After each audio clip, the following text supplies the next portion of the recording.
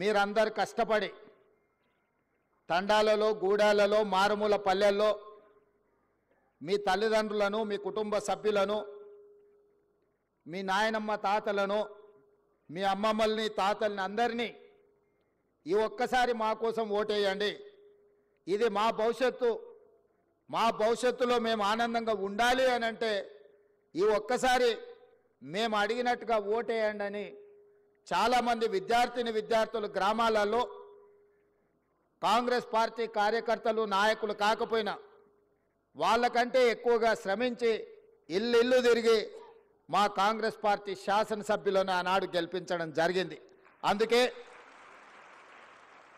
అందుకే ఈ తెలంగాణ రాష్ట్రంలో 65 మంది శాసనసభ్యులను గెలిపించుకొని పక్కా ప్రభుత్వాన్ని ఏర్పాటు చేసి డిసెంబర్ 7, 2023 నాడు ఎల్బీ స్టేడియంలో వేలాది మంది సమక్షంలో మా కుటుంబ సభ్యుల కళ్ళల్లో ఆనందం చూస్తూ మేమందరం ముఖ్యమంత్రిగా మంత్రులుగా ప్రమాణ స్వీకారం చేపట్టడం జరిగింది.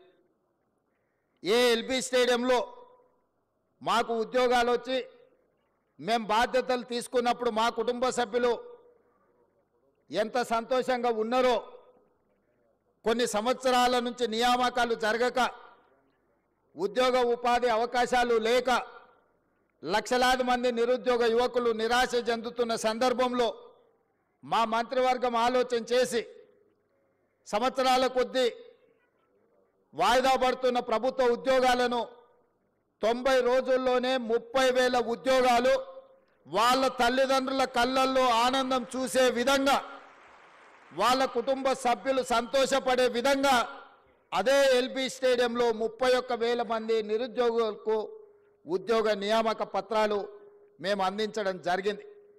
అదే కాకుండా ఈనాడు పండుగ ముందు చాలామంది అన్నారు, పండుగ వస్తుంది, తెలంగాణలో పెద్ద పండుగ, అందరు పండుగ కార్యక్రమాలలో బిజీగా ఉంటారు, ఈ నియామక కార్యక్రమాలు ఇప్పుడు పండుగ ముందు చేపడితే వస్తారో రారో, పండుగ అయినాక చేపడదామని నాకు సూచన చేశారు. నేనన్నా ఈ తెలంగాణకు అత్యంత పెద్ద పండుగ దసరా పండుగ, ప్రతి కుటుంబంలో సంతోషం చూడాలి, వాళ్ళ నియామక పత్రాలు అందించి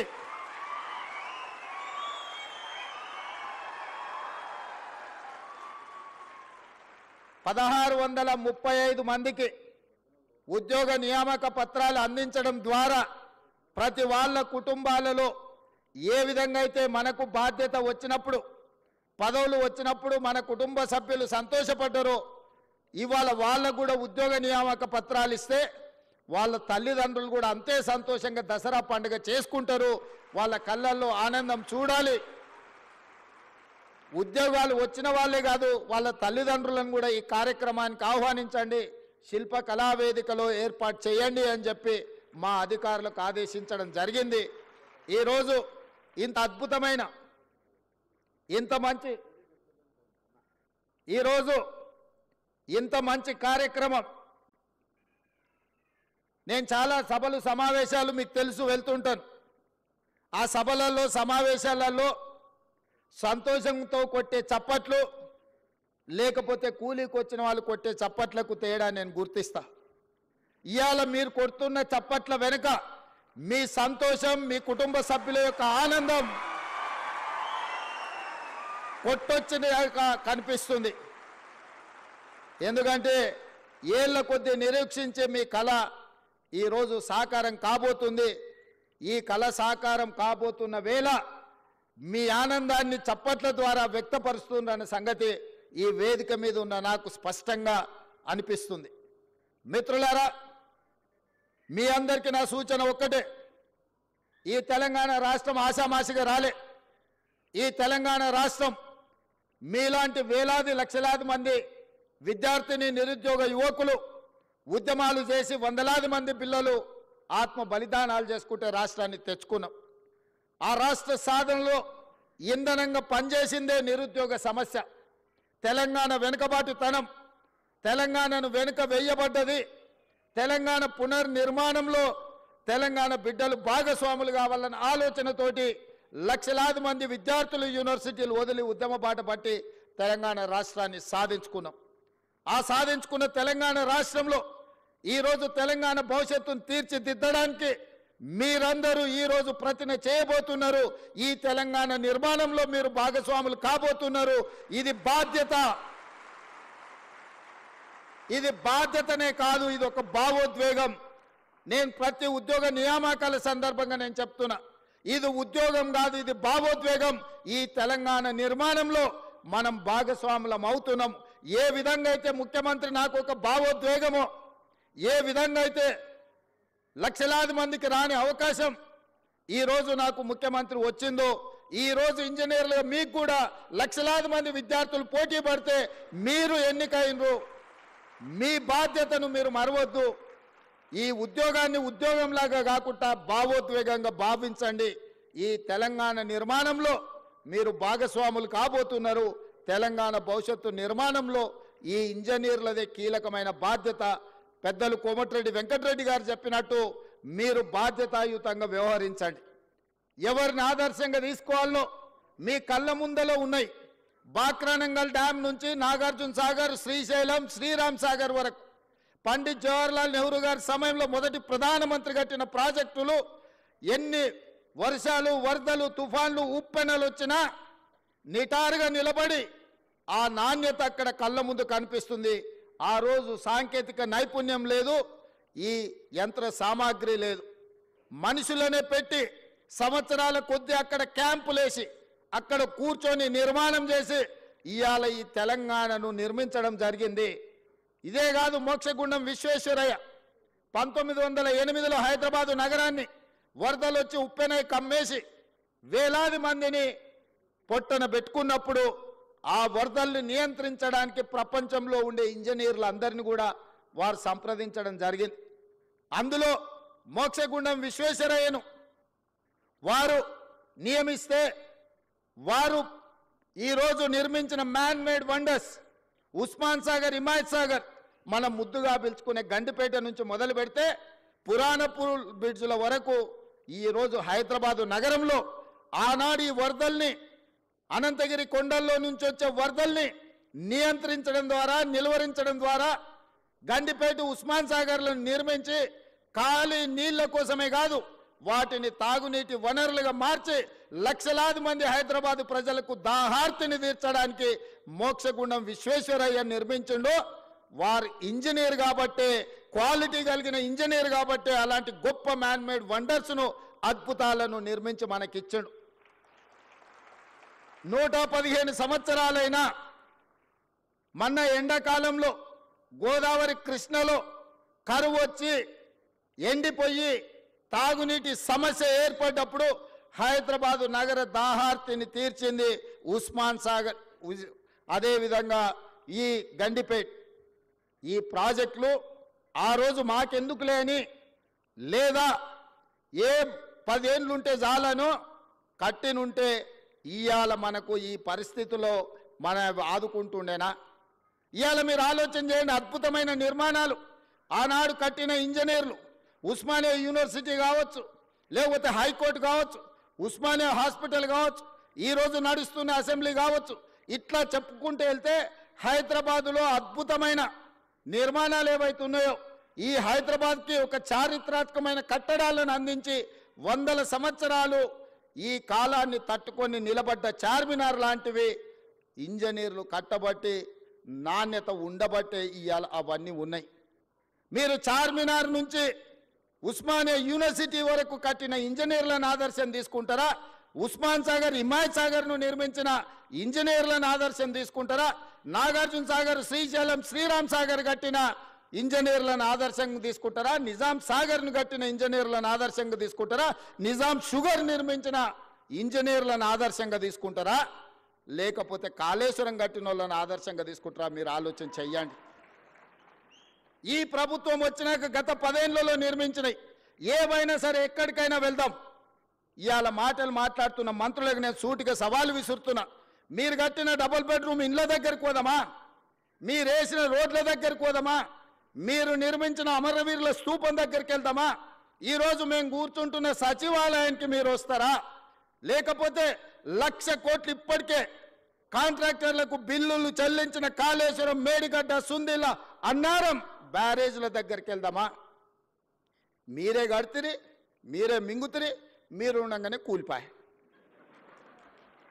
ఇప్పటికీ డిపిఆర్ లేదు, డీటెయిల్ ప్రాజెక్ట్ రిపోర్ట్ లేకుండా ఒక చిన్న గుడిసేసుకున్నా ఇవాళ రేపు మనం ఒక మేస్త్రిని పిలిచి అయ్యా 2 అర్రల గుడిసె వేయదలుచుకున్నా కట్టెలు ఎంత పడుతుంది, సొప్పు ఎంత పడుతుంది, ఒకవేళ స్లాబ్ వేయదలుచుకుంటే సిమెంట్ ఎంత పడుతుంది, స్టీల్ ఎంత పడుతుంది, కంకర ఎంత పడుతుంది, ఖర్చు ఎంత అవుతుందని మనం అంచనా వేసుకుంటాం. ఒక్క అర్ర ఇల్లు కట్టుకోవాలన్నా, చిన్న పాండప పెట్టుకోవాలన్నా ఒక ప్రాజెక్టు రిపోర్ట్ తీసుకుంటాం మనం. అవునా? 1,50,000 కోట్ల అంచనాలు, 38,000 కోట్ల రూపాయల అంచనా ఉన్న ప్రాణహిత చేవెళ్ళ పేరు మారి కాళేశ్వరమై రీడిజైనింగ్ పేరు మీద 1,50,000 కోట్లకు అంచనాలు పెంచి ఇవాళకి 1,00,000 కోట్లు చెల్లించిండ్రు. 3వ టీఎంసీకి ఇంకా పనులు పూర్తి కాలేదు. ఇంకా రిజర్వాయర్ల విషయంలో కొండపోచమ్మ మల్లన్న సాగర్ గురించి ఈరోజు వాళ్ళు మాట్లాడుతున్నారు. మల్లన్న సాగర్లో ఈరోజు నిపుణులు చెప్తున్నారు, జియోలాజికల్ సర్వే ఆఫ్ ఇండియా వాళ్ళు అది ఎక్కడైతే నిర్మించిందో భూమిలో వర్టికల్ ఒక చీలిక ఉన్నది. 50 టీఎంసీల నీళ్లు నింపిన రోజు అది కుంగిపోయి భూకంపం వచ్చి ఊర్లే తుడిచిపెట్టకపోతాయని చెప్పి వాళ్ళ సాంకేతిక నిపుణులు నివేదిక ఇచ్చారు. గత ప్రభుత్వం ఏ రోజు కూడా 15 టీఎంసీల కంటే ఎక్కువ నీళ్లు నింపలేదు. అట్లాంటి ప్రాజెక్టు మీద 1,00,000 కోట్లు ఖర్చు పెట్టి ఇవాళ కాళేశ్వరం కట్టినామని చెప్పి మాట్లాడుతారు. నేను ఒకటే అడుగుతున్నా, ఈరోజు జరిగిన ప్రాజెక్టులో జరిగిన కమిషను ఈరోజు సాంకేతిక నైపుణ్యం మీద కొంతమేరకే విచారణ చేస్తుంది. బెస్ట్ సాంకేతిక నిపుణులను నియమిద్దాం. మీరు ఎక్కడ కట్టినరు, ఎట్లా కట్టినరు, దీని వెనకాల ఉన్న మర్మం ఏందో ఆలోచన చేద్దాం.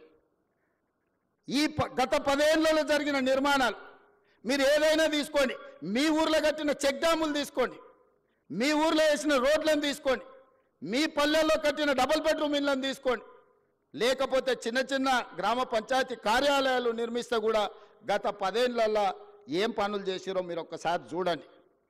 నేను ఎందుకు ఈ మాట చెప్తున్నంటే 100 సంవత్సరాల అనుభవం ఒక్క పక్కన ఉంటే 10 సంవత్సరాల దుర్మార్గమైన ఇంకొక అనుభవం ఇంకొక పక్కన ఉంది. అందుకే ఈరోజు మీరు ఆలోచన చేయండి. ఒక పెద్ద మనిషి ఒక అధికారి నాకు చెప్పిండు, సార్ రాజకీయాలలో ప్రభుత్వ ఉద్యోగాలలో 3 దిశలు ఉంటాయని. 3 దశలు ఏంటివి అంటే, చేరినప్పుడేమో గరం ఉంటారంట, కొంత దూరం పోయినాక నరం అవుతారంట, చివరికి వచ్చేవరకల్లా బేసరం అవుతారంట. దయచేసి చేరినప్పుడు ఏ గరంతో ఉన్నారో మీరు ఉద్యోగ పదవీ విరమణ చేసే వరకు అదే గరంతో ఉండండి, తెలంగాణను నిర్మించండి. ఏ సూక్తి అయితే ఉన్నదో మొదట్లో గరం, తర్వాత నరం, మూడోసారికి వచ్చేవరకల్లా బేసరం అనే ఏదైతే ఉందో నానుడి, ఈ నానుడి నాకు మీకు మాత్రం ఎట్టి పరిస్థితుల్లో వర్తించకుండా ఉండాలి. మనం ప్రజలు అత్యంత విశ్వాసంతో మనకు అవకాశం ఇచ్చారు, ఆ విశ్వాసాన్ని నిలబెట్టుకోవాల్సిన బాధ్యత మన అందరి మీద ఉన్నది. ఇవాళ నేను ముఖ్యంగా 1-2 విషయాలు గుర్తు చేయదలుచుకున్నా, మీరు ఆలోచన చేయండి. గతంలో ఎన్నికలు జరిగినాయి. 2019 ఎన్నికల తర్వాత ఫలితాలు ప్రజలు పార్లమెంట్లో ఇచ్చారు. వినోద్ కుమార్ గారిని ఓడించారు, కల్వకుంట్ల కవిత గారిని ఓడించారు.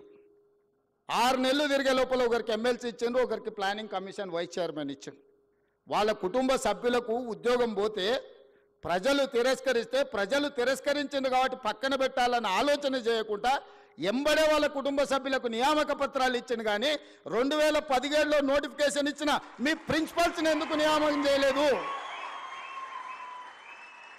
2017లో నోటిఫికేషన్ ఇచ్చిన ఫిజికల్ ఎడ్యుకేషన్ టీచర్స్ని ఎందుకు నియామకం చేయలేదు?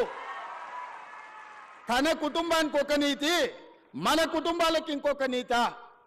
ఇదే ఆ కుటుంబం నీతి. ఇంతకంటే ఉదాహరణగా నేను చెప్పాల్సిన అవసరం లేదు.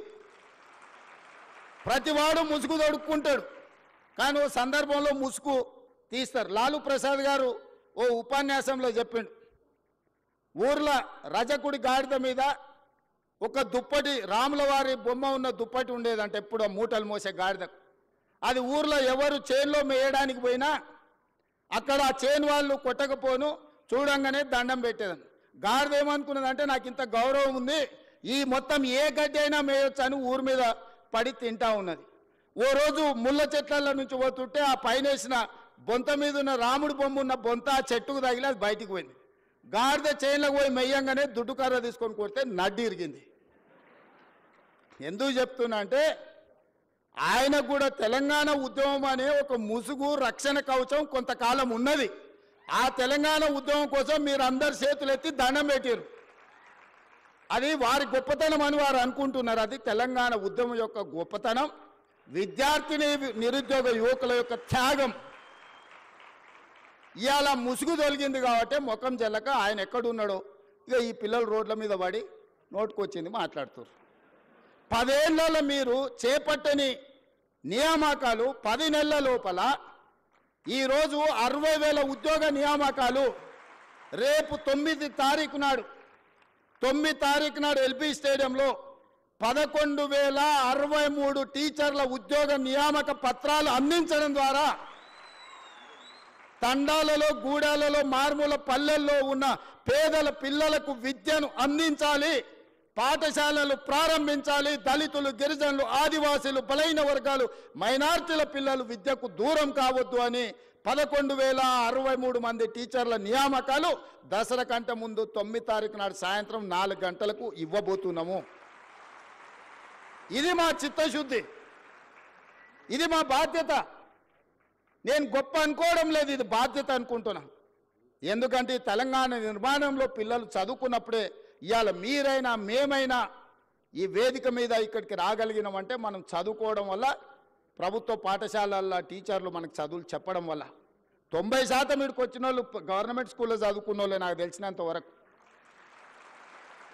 ఇలా పాఠశాలలు మూసేస్తే ఏమవుతుంది తెలంగాణ రాష్ట్రం? ఒక్కసారి ఆలోచన చేయండి. ఒక్కరోజైనా బాధ్యతతో ఆలోచన చేసిండు ఆయన?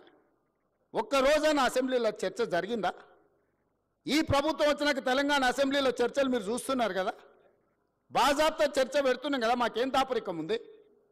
ఇవాళ మీరు ఇంజనీర్లు చాలా వరకు మున్సిపల్ కార్పొరేషన్లో కూడా మీరు చేయబోతున్నారు. మీ చేతుల మీద ఒక అద్భుతం జరగబోతుంది. రీజనల్ రింగ్ రోడ్డు 360 కిలోమీటర్ల రీజనల్ రింగ్ రోడ్డు మీ చేతుల మీద నిర్మాణం కాబోతుంది. రేడియల్ రోడ్స్ మీ చేతుల మీద నిర్మాణం కాబోతున్నాయి.